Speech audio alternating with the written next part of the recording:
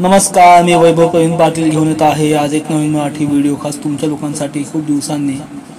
तर आपण आजच्या व्हिडिओमध्ये अशा साम्राज्याची गोष्ट बघणार आहोत ज्यांनी दक्षिण भारताला मध्ययुगात सुवर्णकाळ दाखवला होता। तर त्या साम्राज्याचं नाव आहे विजयनगर साम्राज्य। तर विजयनगर साम्राज्य फक्त एक राजकीय सत्ता नव्हती, तर एक संस्कृती होती, एक विचार होता, एक प्रेरणा होती। तर गोष्ट आहे 14व्या शतकातली। उत्तर भारतातनं दक्षिण भारतावर खूप सारी आक्रमण होत होती आणि त्यामुळे दक्षिणेकडच्या हिंदू राज्यांना स्वतःच्या अस्तित्वासाठी संघर्ष करावा लागत होता।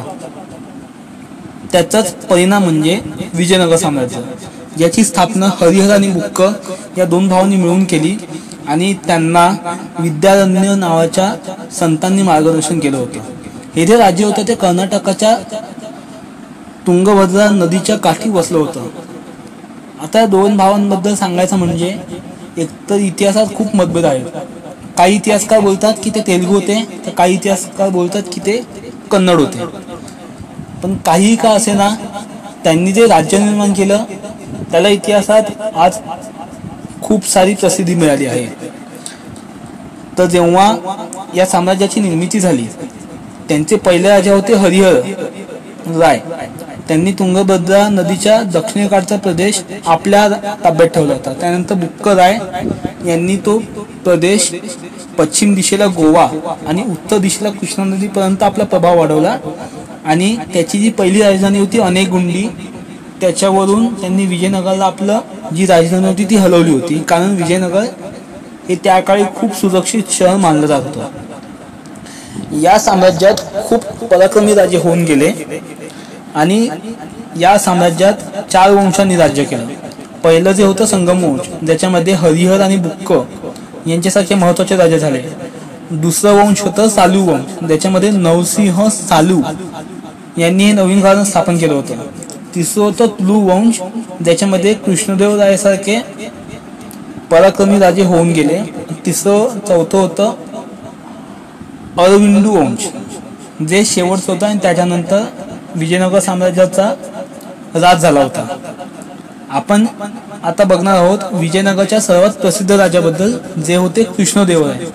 ते तुलू वंशाचे होते आणि त्यांनी 1509 मध्ये ते राजा झाले होते। जेव्हा ते गादीवर आले तेव्हा विजयनगर साम्राज्याची परिस्थिती काही चांगली नव्हती। जे विजयनगर साम्राज्याला बाजूला जे मुस्लिम साम्राज्य होतं, बहमनी सल्तनत त्याचं नाव आहे, ते आणि ओडिशाचे गजपती राजे यांच्याकडून विजयनगर साम्राज्याला नेहमी हल्ल्याचा धोका होता। पण श्रीकृष्णदेवरायांनी खंबीरपणे या संकटाला तोंड दिलं। त्यांनी आपल्या सैन्यात सुधारणा केली, प्रशासनात बदल केले आणि अर्थव्यवस्था सुद्धा मजबूत केली। कृष्णदेवरायांच्या काळात विजयनगर साम्राज्य यशाच्या शिखरावर पोहोचलं। त्यांनी लगभग 21 वर्षात 14 युद्ध केली आणि ती जिंकली सुद्धा। त्यांनी या 21 वर्षात राज्याचा विस्तार केला। ते फक्त शूरयोद्धा नव्हते, तर चांगले प्रशासक आणि कला साहित्याचे जाणकारही होते। त्यांनी विजापूरच्या सुलतानाला हरवून रायचूरचा प्रदेश ताब्यात घेतला, ओडिशाच्या राजांना हरवलं, त्यांचा प्रदेश आपल्या राज्याला जोडला। रायचूरच्या लढाईत त्यांनी इस्माईलच्या आदिल शहाला सुद्धा पराभूत केलं।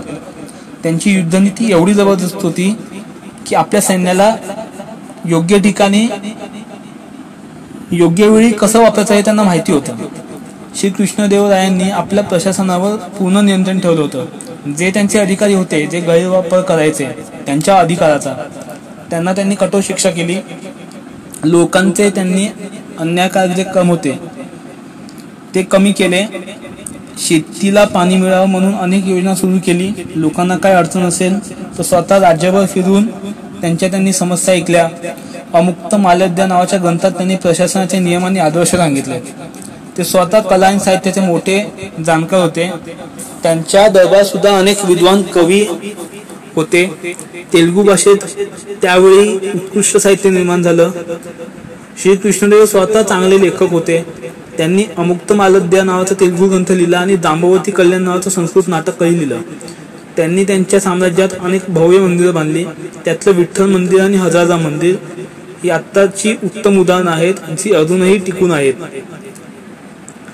श्रीकृष्णदेवरायाच्या नंतर हे साम्राज्य हळूहळू कमजोर झालं आणि त्याच्यानंतर जे राजे होऊन गेले श्री कृष्णदेवरायानंतर, त्यांना हे राज्य व्यवस्थित सांभाळता नाही आलं.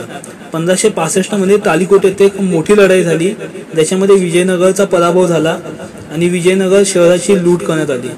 त्याच्यानंतर हे साम्राज्य फारसं काही टिकलं नाही. विजयनगर साम्राज्य संपलं तरी इतिहास आजही आपल्याला प्रेरणा देतो. श्री कृष्णदेवरायांसारखे पराक्रमी राजे, भव्य मंदिरं, समृद्ध साहित्य आणि प्रभावी प्रशासन याच्यामुळे विजयनगर साम्राज्याचं नाव आज इतिहासात कायमसाठी कोरलं गेलेलं आहे. असंही म्हणतात की विजयनगर साम्राज्य आणि छत्रपती शिवाजी महाराज यांनी जे हिंदवी स्वराज्य स्थापित केलं ते मराठा साम्राज्य याच्यामध्ये खूप साम्य होतं.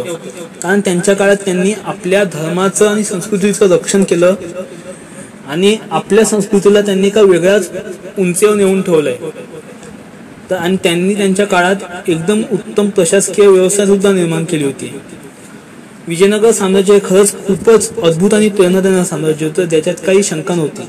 तर माझी ही व्हिडिओ तुम्हाला आवडली असेल तर या व्हिडिओला लाईक करा, कमेंट करा, जास्तीत जास्त शेअर करा.